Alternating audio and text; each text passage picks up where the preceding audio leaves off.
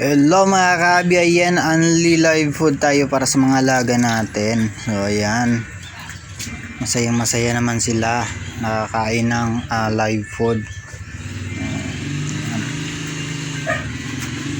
So minsan napakaswerte kung may live food talaga. Ngayon medyo marami tayo mga kabi kasi medyo umulan-ulan. Ayan. May mga area tayo na pwede pagkunan ng dap niya. Yung mga kahabi, unlimited live food muna sila ngayon kasi marami pa tayong pwedeng pagkukunan ng live food.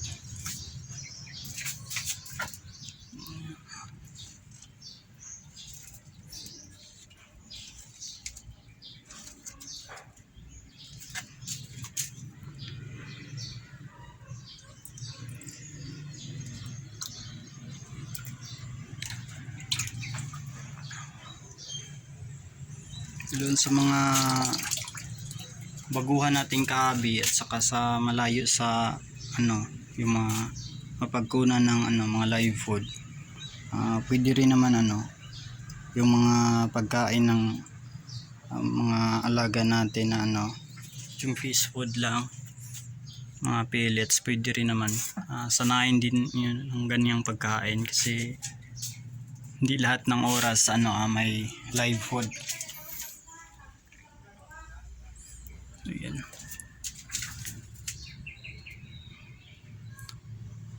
Pag may live food mas maganda, pero pag wala okay lang, at least sanay sila ng walang live food. Kaibahan kasi pag mga kahabi, pag may live food maliksi yung nila, mga katawan nila, at saka lumalabas yung kulay nila. So ayan, marami pa akong i-update sa inyo mga kahabi. Ayan di pa tayo nakapag-jaring ng natin. Ito yung super-breed natin ng mga fry, yung binibreed natin. So ayan, sinsya na mga kahabi, sobrang busy lang talaga. Merong kailangan dapat unahin natin. Ayan mga kahabi.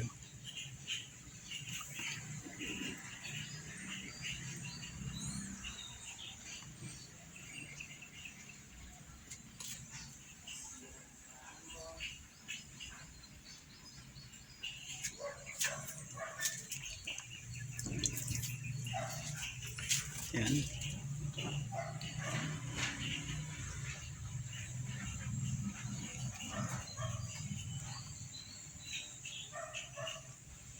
Fry ng dati Galaxy natin.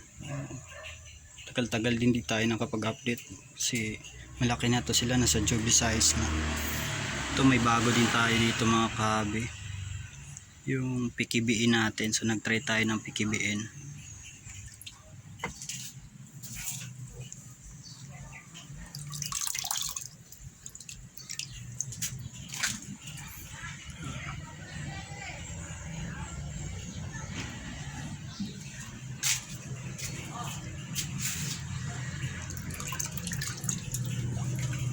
Meron pa tayo dun sa loob mga kahabi.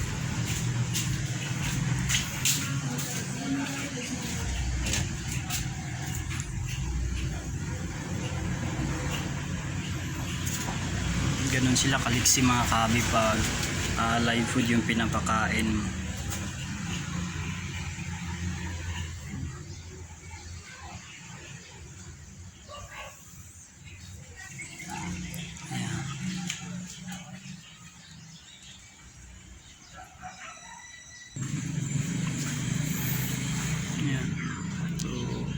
Ito mga kahabi, ito yung paraan ko pag ako ng pakain ng mga natin, mga betta fish natin, para madali lang.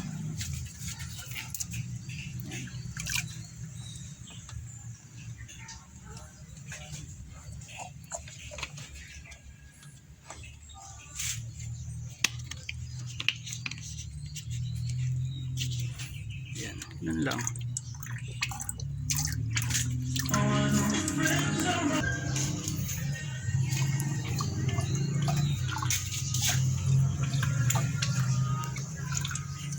Yan. Ganun lang kasimple yung mga kahabi magpakain.